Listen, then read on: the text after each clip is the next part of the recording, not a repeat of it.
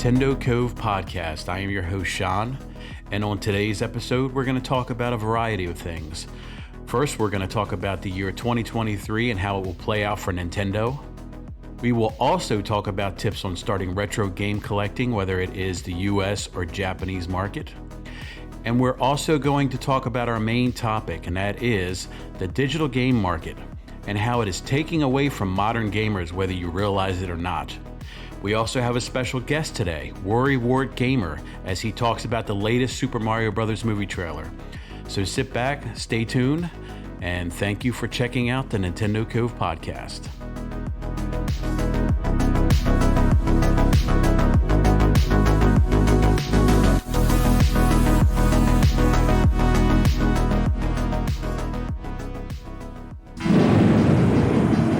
When you get hold of the Nintendo Entertainment System, when you master Rob the Video Robot and meet the challenge of Gyromite, when you shoot the light-sensing Zapper, when you play the system with the most arcade hits, you're playing with power. The Nintendo Entertainment System. Now you're playing with power. Mario! Mario! Mario! Mario! Mario! Mario!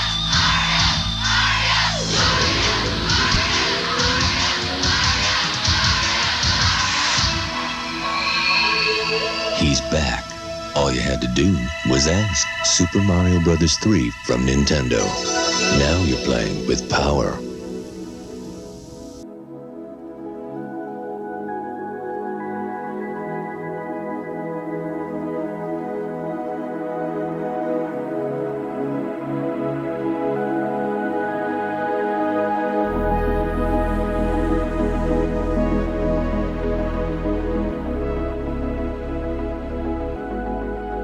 So Nintendo looks to be having a pretty big year coming in 2023.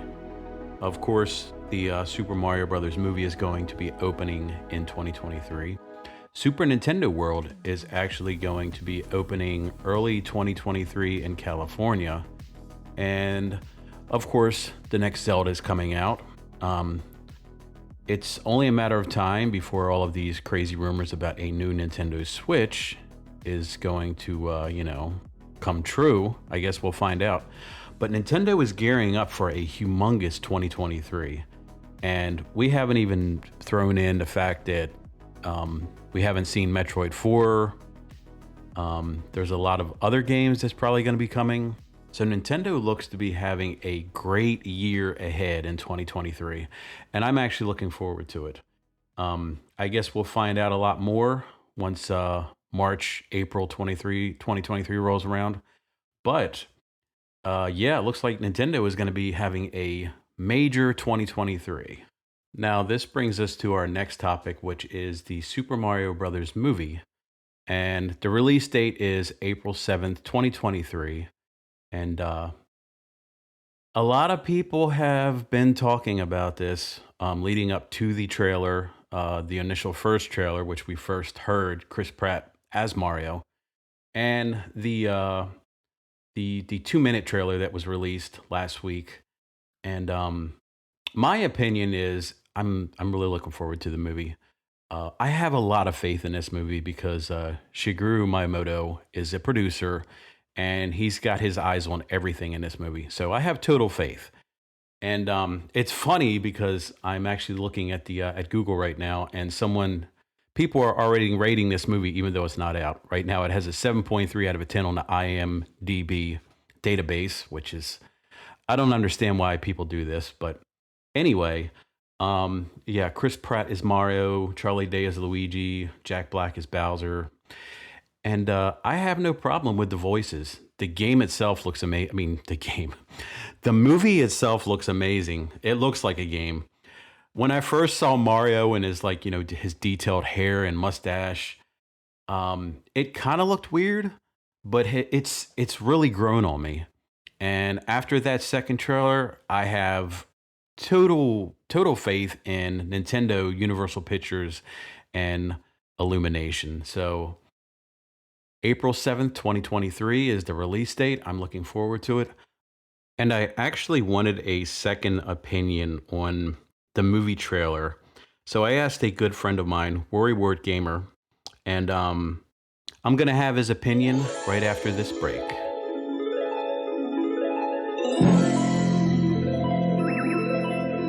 Will it be you?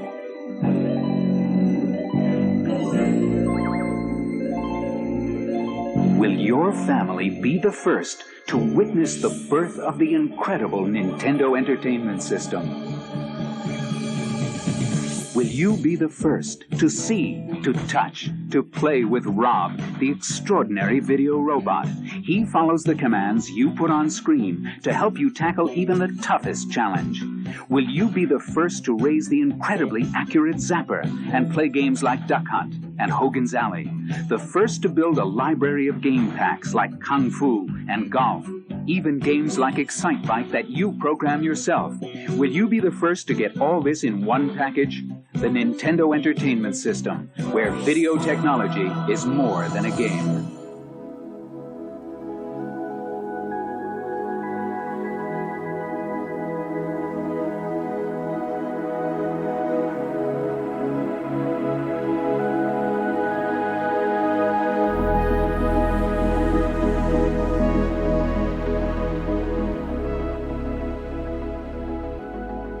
I want to thank Sean and Nintendo Co. for having me. The Super Mario movie trailer. When I first heard about this film, I was a bit nervous because it's Mario, it's Nintendo. I wanted them to get it right. And then I had heard that Shigeru Miyamoto was attached to the film, everything, overseeing it all, and instantly all my fears went away. This is his baby. He has never gotten it wrong when it comes to Mario. And the first trailer I thought was excellent. I love the colors and the way that the characters were represented, the world and the sound effects. But the second trailer, when I heard Chris Pratt do the woohoo after the Mario Kart scene, I was instantly sold. Of course, the voice and people were a bit upset about it, but really, if you think about it, Mario in the games and his voice really couldn't be used for an extended length of dialogue in a film, and you needed actors that could represent Mario in a more realistic way. And originally, Mario is said to have a New York Italian accent. That's way back when even Shigeru Miyamoto has said that. So I think ultimately this film is going to be for everybody. I think kids are going to absolutely love this film, and I think adults are absolutely going to love this film. And I think it was Reggie who said Nintendo is about fun for people from 8 to 88, and that's who I think this film is for. Can't wait for it. Thanks for having me again, Sean and Nintendo Co.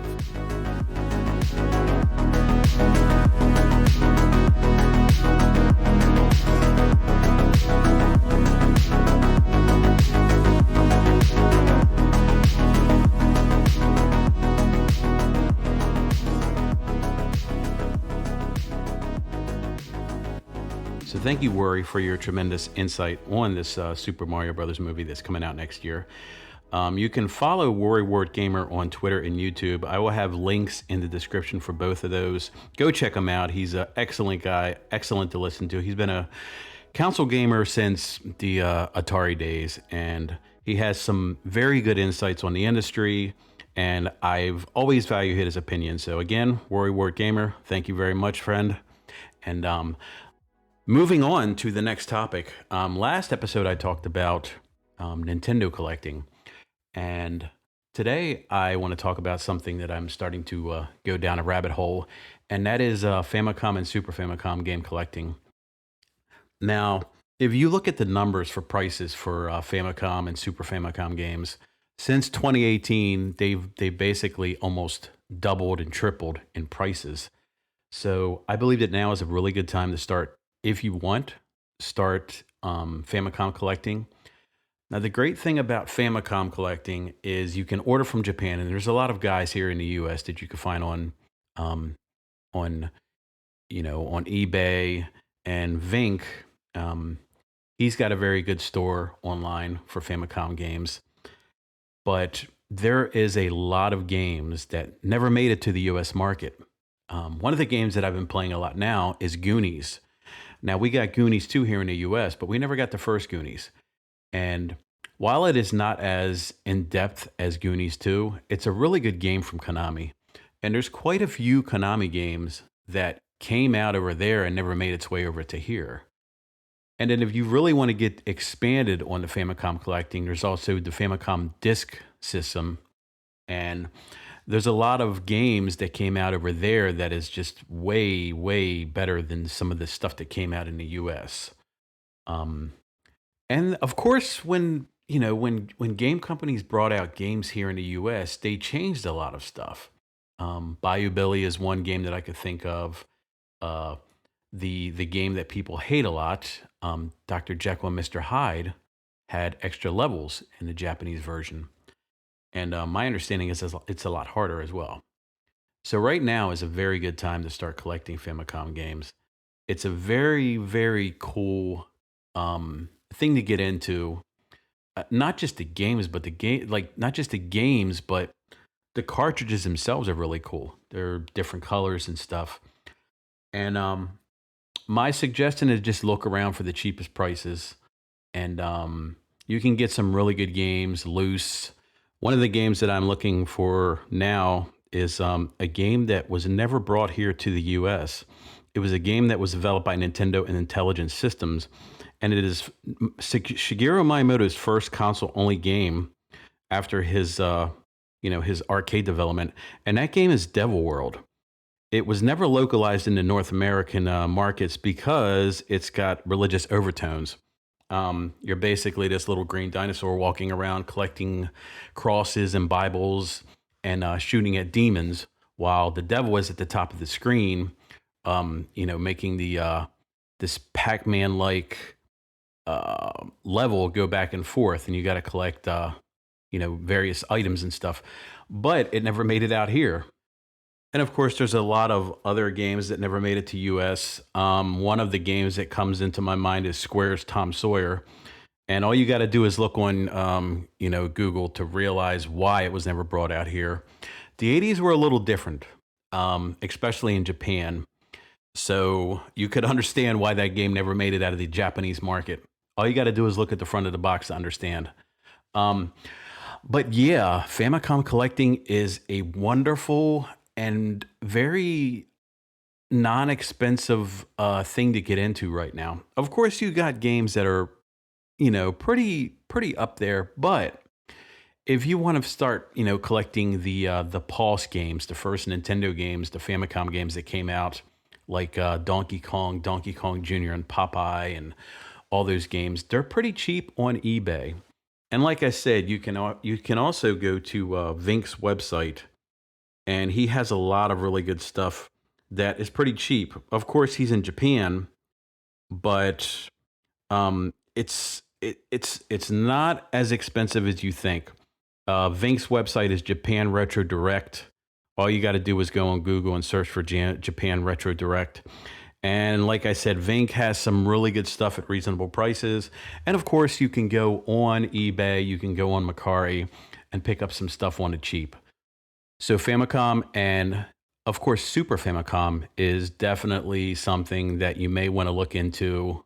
It's very affordable right now. And you can get a lot of cool games that never made it to the US and UK markets. The Mario Brothers are back in the all-new legacy action game Super Mario Brothers for Nintendo Entertainment System. Travel across land, sea, and sky in a never-ending, action-packed adventure that will leave you glued to your seat. Can you topple the terrible Koopa King and save the princess? Pick up a copy of Super Mario Brothers for Nintendo Entertainment System at your local toy store today and take on the challenge. Now you're playing with power.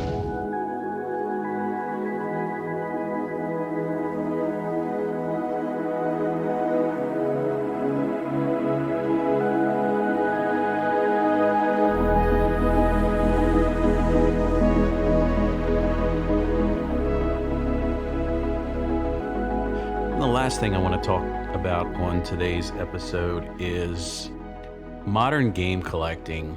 And I'm not talking about, today's gamers collecting, stuff from the 80s and the 90s.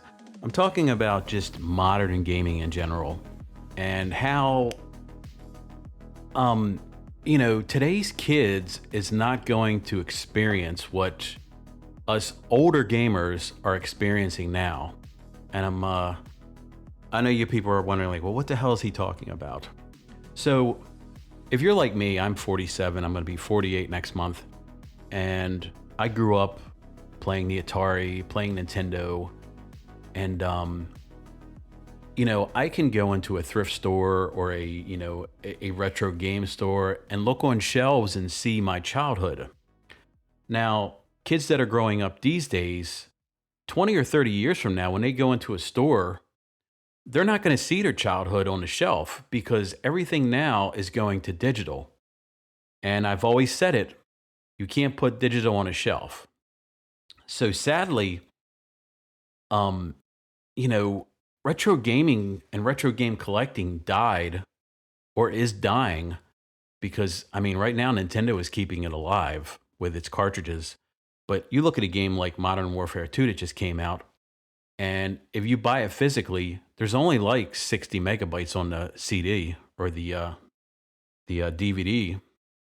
And, 20 or 30 years from now, it's just going to be useless. Whereas, some of the games that we grew up with in the 80s, we could just dust those things off and put it in a system and play.